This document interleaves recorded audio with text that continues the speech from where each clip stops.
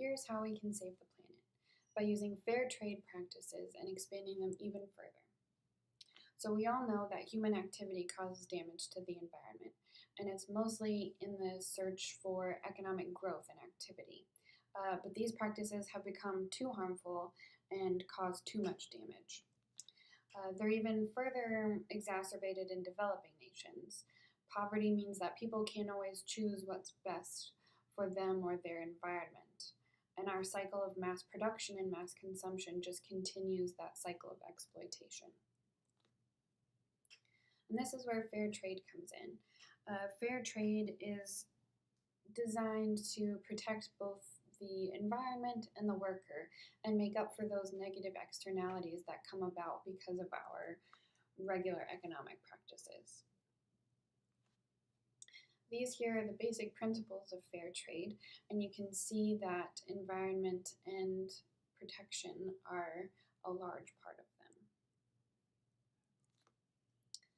And fair trade is already a growing industry. Not only have sales and commodities grown, but the sectors that they reach. It used to be chocolate and coffee, but now it touches fishing, agriculture, textiles, cosmetics, shoes, all of these different sectors that are now participating in this. So, what are the benefits? Not only does it provide support to these vulnerable workers, but it gives them more freedom to protect the environment with their choices and more room for growth. This allows these fair trade practices to continue to grow across sectors and continue to come up with new applications. Additionally, it gives us the chance to reduce our consumption domestically. By paying the fair price for what we're using less natural resources in the process.